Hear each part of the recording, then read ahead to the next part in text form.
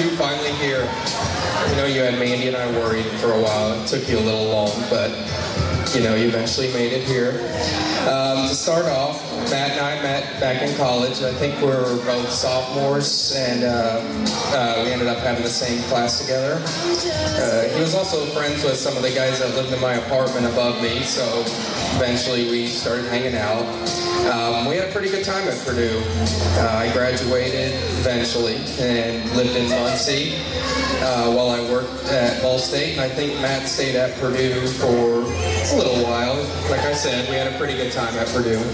I wasn't really sure if he was ever going to leave, but eventually he grew up, had to get a big boy job, and left Purdue.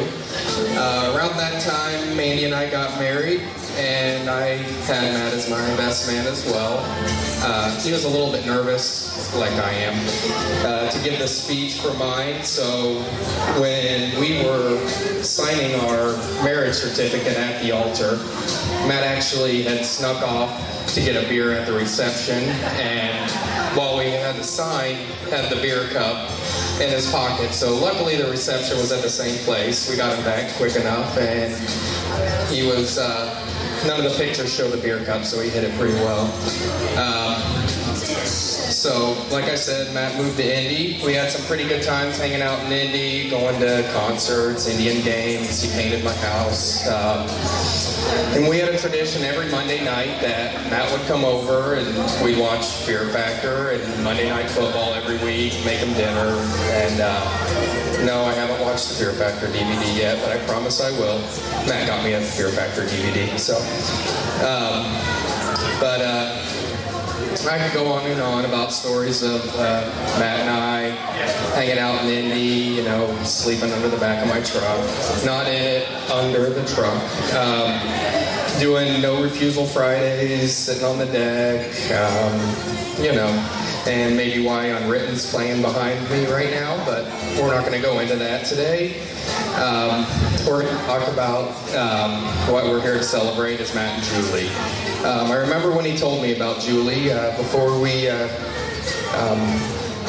get into that, I need to talk about a little bit of Matt's relationships. He tended to fall for people that were already in relationships. There's not really anything funny about that. He just, something he did.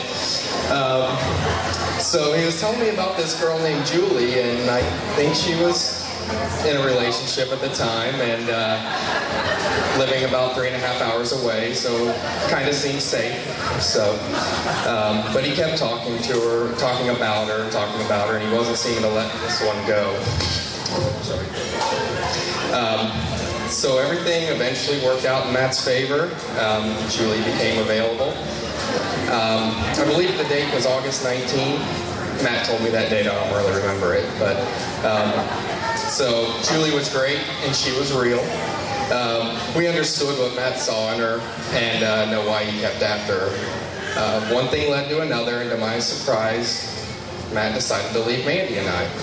So, I'm not being really conceited, but we knew that she had to be somebody special for Matt to actually leave us. So, he said work transferred him there, but I knew he was really going down there for her, and that's where he needed to be. So then Matt began his life down in Evansville. It was hard not having him around like it used to be, but we know that he was in a good place. So it's been fun coming down to visit, and through the past couple years we've gotten to know Julie and her friends and family as well, and know that how she's impacted Matt for the better. So they really are great for each other. Matt had mentioned in his speech that Mandy and I had given him faith that there was somebody out there that was right, and I think for everybody when I say that we couldn't be happier for both of you. I think you found your Mrs. Right. One thing I forgot to tell you earlier about the Mondays is before we would get home, Matt would pretty much be there cleaning our house. He would do the dishes, straighten up, maybe sometimes run the vacuum. So from that point on, I knew Matt would, you know, make a great wife for some lucky lady someday, maybe husband. So, from Scooter to Lucky and Julie, I wish you both many years of happiness and appreciate you letting me be a part of this.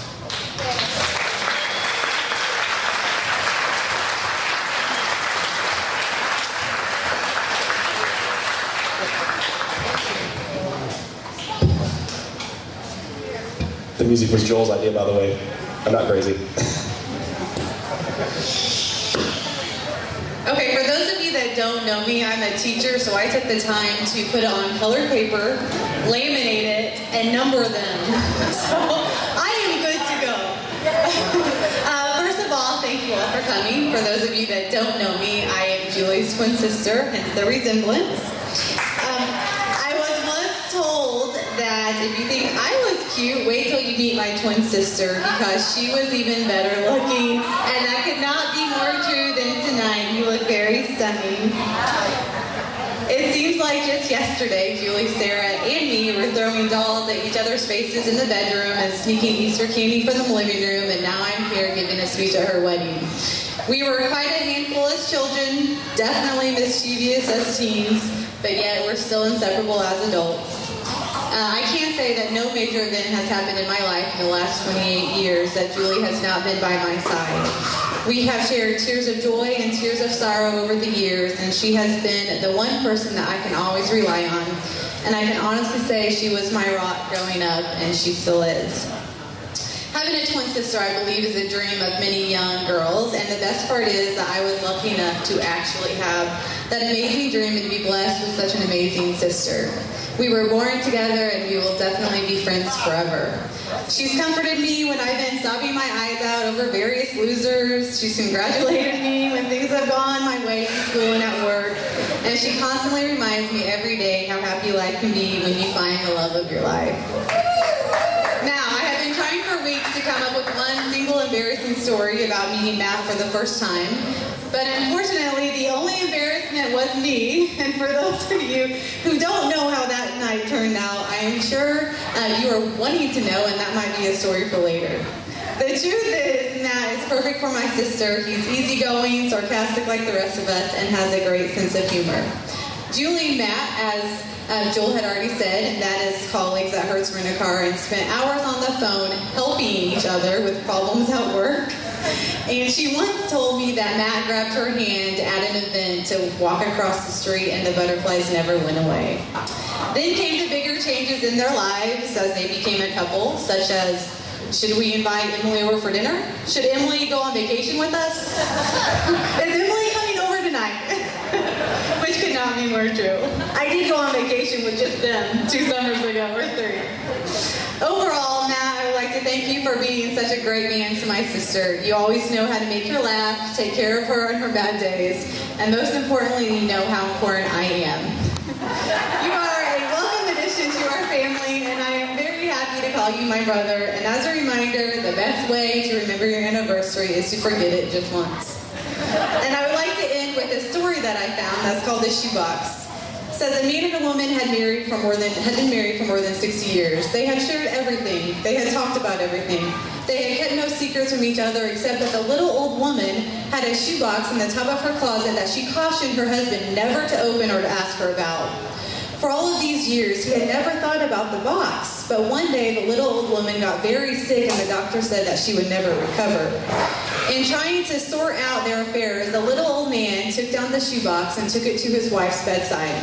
She agreed that it was time that he should know what was in the box. When he opened it, he found 2 crochet dolls and a stack of money totaling $95,000. He had asked about the contents. When we were married, she said, my grandmother told me the secret of a happy marriage was to never argue. She told me that if I ever got angry with you, I should just keep quiet and crochet a doll. The little old man was so moved he had to fight back the tears. Only 2 precious dolls were in the box. She had only been angry with him 2 times in all of those years of living and loving. He almost burst with happiness. Honey, he said, that explains the doll, but what about all this money? Where did it come from? Oh, she said, that's the money I made from selling all the other dolls. And the following is a prayer for the bride. Dear Lord, I pray for wisdom to understand my man, to love to forgive him, and patience for his wounds. Because, Lord, if I pray for strength, I'll beat him to death because I don't have time to crochet. Jules, good luck with finding time to crochet, and if you need to keep the dolls somewhere, you can leave them at my house.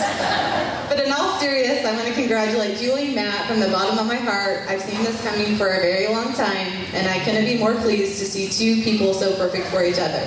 I love you both. Congratulations.